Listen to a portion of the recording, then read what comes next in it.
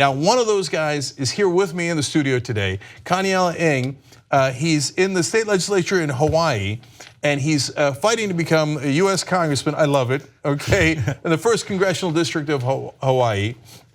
So, Kaniela, first, before we get into this race, I've told people a little bit in the past about your legendary win in Hawaii, but for those who haven't heard it, tell us about it. What were you doing at the time? How old were you? And how did you wind up winning that first race? Okay, yeah, my first race, I actually decided to run when I was 22 years old because I saw my home islands getting sold out to mainland corporations. And there was a Tea Party guy that got elected where I grew up.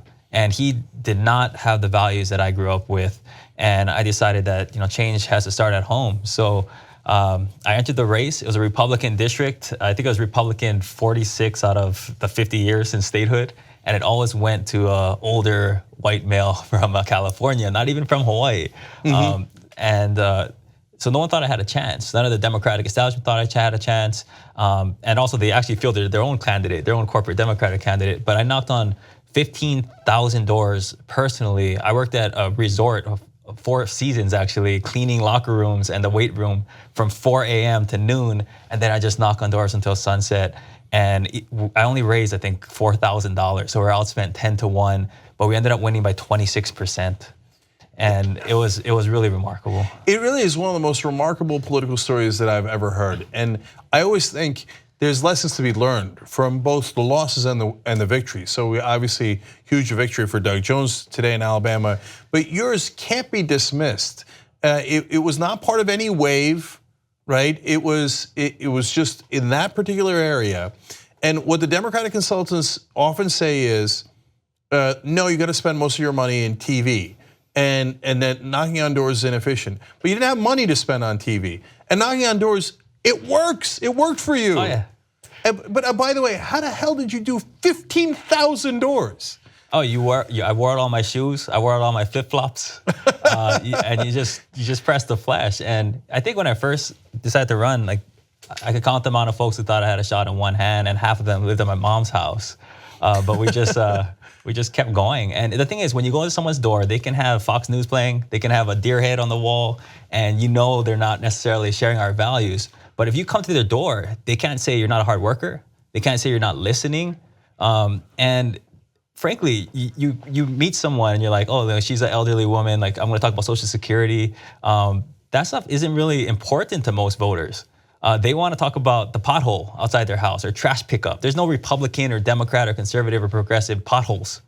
So when you meet them where they are and stop pretending like we have all the answers on the soapbox, even though we do, we have the truth on our side. But when you approach them and say, what's important to you, then you address their pothole, and then you start to talk to them like people, you win them over. And that's how we're gonna win back our country and even win over a lot of the Trump voters that the Hillary camp would dismiss as like not worth talking to, but we know better. I think the Doug Jones victory shows that humanity can prevail, so let's not ignore that. Yeah, it's interesting because you're in arguably the most conservative district in Hawaii, your state district, but you're arguably the most progressive legislator in Hawaii, and Hawaii's got plenty of great progressive legislators. So, I mean, is it just a pothole thing? How have you maintained those votes and gotten reelected? Well, I challenge people to talk to their Trump voters, talk to their conservative neighbors, and you'd be surprised by how many of them support tuition-free college, support Medicare for all, would support even bolder ideas than that, like a universal job guarantee. People are ready for it. It's just you need to be able to talk to them human to human, and it's really surprising. So when I first got elected, our message was election should be a big idea, it's not big money. And when I got in, I noticed that everyone was sort of like had their hands tied, and you'd be taking a vote in the legislature and you'd be receiving texts from lobbyists. There'll be lobbyists watching upstairs and like literally pointing at you while you're voting and texting you something like, I'm gonna remember this next year. But because of the way I won, I just ignored it. So I had a lot of freedom, and when you have freedom and you can speak directly to the people, you gain their trust and you become more and more popular. And I think that's what Justice Democrats about. That's what the Young Turks about, progressive populism. And I think that's the wave that is really spreading across the nation. So and people might wonder, like, why do I think that all these Justice Democrats have a chance when they're usually going to be outspent, et cetera? The reason is, once you get unmoored from the donors, then and you don't have to worry about the donors anymore, you can actually serve the voters. And as Kaniela is saying, you'd be shocked at how many voters agree with us. That's why I keep saying everything in the Justice Democrats platform is 60% or more in popularity.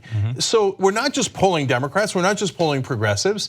Actually, Republicans would love Medicare for all. I know, because Medicare polls at 77%. That means a lot of Republicans love Medicare when they get to, why can't we all have it? So I know from your record, you, by the way, Kaniela in Hawaii helped to pass same-day voter registration for the first time in Hawaii, built Hawaii's first 100% renewable energy high school, legalized industrial hemp to phase out big business sugar plantations. Did you work on picking pineapples or something when you were young? What was it? We come from a working class background. We didn't have much money. So my father, he unexpectedly passed away when I was around 12 years old, mainly because there was no Medicare for all. He's tried to start his own small business. So we were on Medicaid, but he didn't have insurance. So he wasn't going to the doctor, didn't pick up a brain aneurysm. And I know my story is not unique. It's sort of happens to folks all across the nation. So I was working in the pineapple fields at 14 years old to help my mom with bills. And that's where I really learned the struggle of what it takes to try to get by. And it was, we were the first in our class. I was the first in my family on both sides to get through college. And I was lucky enough to come out the other side of some really hard times. And I know other folks haven't been so fortunate. So this is why I try to push these programs, because frankly, if Trump and the GOP had their way, I would probably be on the streets today. Yeah, knocking out 15,000 doors might be a little bit easier if your previous experience was working in a pineapple field starting at the age of 14. So now let's just real quick talk about this race. Okay. So is this an open seat? Yeah, so Doug Jones showed that this is a Democratic wave, that we have a chance of taking back not just the Senate, but the House. And we gotta make sure that we have the right kinds of Democrats in that seat. Because when progressives win, the whole party wins, the whole country wins. We have more. If we have 100 Bernie Sanders, imagine what that means when the Democrats come into power. So yes, Hawaii is a safe Democratic seat, but we got to make sure we have a true Democrat in there. All three of my opponents opposed marriage equality in 2013 in a primary now. All opposed a woman's right to choose and emergency contraceptives for rape victims. All three were opposed to bail reform and reforming our criminal justice system. And this is huge. Native Hawaiians have parallel rates to Black communities across America when it comes to disparities in sentencing, in arrest, in treatment within the prisons. So these issues matter. And it's not enough to just turn the nation blue. We got to actually lead and win the world we want to see. And I don't know the answer to this question, but it is. What do you think? Is it? I think you're the leading candidate in this race, especially given Hawaii's demographics and politics. Do you think the Democratic Party is going to support you or no? I think the Democratic voters will. I think we have the winning message. The trick will be the establishment trying to silence us. There's the number one problem in Hawaii is not homelessness or housing. Those are big problems, but the number one problem is there's too much power in too few hands, and too much wealth in too few hands. So these handful of gatekeepers try to dictate everything and really silence the voices of the many. So that's what this campaign is for. As you know, we're not accepting any corporate money. We're relying on small donors. We're the fastest campaign in the history of Hawaii to reach 1,000 donors in just a few weeks. So we have the momentum on our side.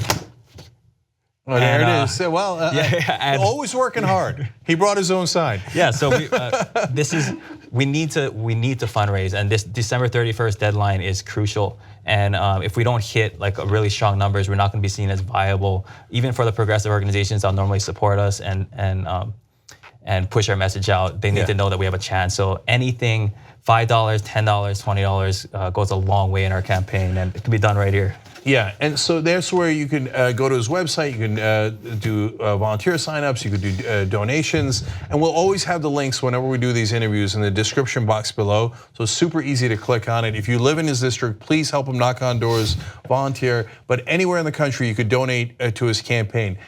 Doesn't Hawaii deserve two excellent progressive congresspeople? And there's no reason why Hawaii, which is one of the most progressive states in the country, shouldn't have the most progressive congresspeople in the country. So Kaniela Ing, good luck, go get him. Thanks, Jay. Thank you.